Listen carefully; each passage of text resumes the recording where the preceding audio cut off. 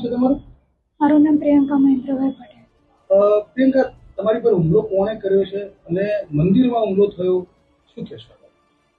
એ જરા 3 દિવસ પહેલાની વાત છે. રામોશા મેરડી માતાજીના મંદિરના ધાર્મિક સ્થળના ત્યાં ચોકમાં જ્યાં મારાપીટનો કિસ્સો થયો હતો, અને હું તમને સાચી હકીકત જણાવું, ત્યાં બાજુમાં જ અમારું ઘર આવેલું છે અને અમારું પરિવારનું મંદિર છે. ત્યાં ચોકમાં જ અમે ઘરમાં બધા બેઠા હતા મમ્મીને, તો બહારથી અવાજ આવતો હતો, મારો મારો, બચાવ બચાવ. તો મમ્મીને અમે બધા દોડતા દોડતા ત્યાં ગયા. ત્યાં જઈને જોયું તો અમારા નાના ભાઈઓને એ બધા લાઠી, દંડથી અને હાથથી બધા પ્રહાર કરતા હતા. તો અમે એમને બચાવવા ગયા. ત્યાં ડાયા દાદા જે ત્યાંના ભુવા છે, એમને મારી મમ્મી પર દંડ વડે પ્રહાર કર્યો.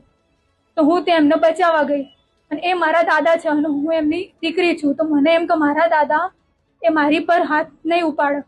તો હું ત્યાં ગઈ તો એમને મારી પર લાઠી ઉપાડી, કે જેનું આ નિશાને તમે જોઈ શકો, આ નિશાન.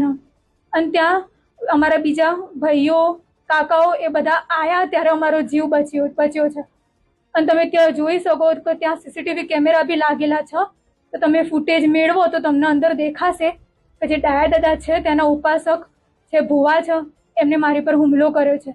અને ખાસા બધા જણા જોડે, મીન્સ 3 થી 4 જણા હતા, એને મારા પેટમાં, મારા છાતીમાં અને મારા પાછળ હાથથી માર્યો છે, લાકડીથી પણ માર્યો છે. બીજા 3-4 જણા જોડે લાકડી, દંડ, અને એક ભાઈ જોડે તો તલવાર બી હતી. તો એમનાથી અમારા ઉપર મારવાનો પ્રયાસ કર્યો હતો એમને. તો આ મંદિરમાં આ પ્રકારે કૃત્ય કરવું કેટલે વિશે યોગ્ય છે? તમારા દાદા થાય, દાદાએ આ કર્યું, શું કહેશો? પહેલા તો વિશ્વાસ જ ના થાય કે એ આપણા દાદા છે, અને આવી ધાર્મિક જગ્યાએ આ થવું જ ના જોઈએ.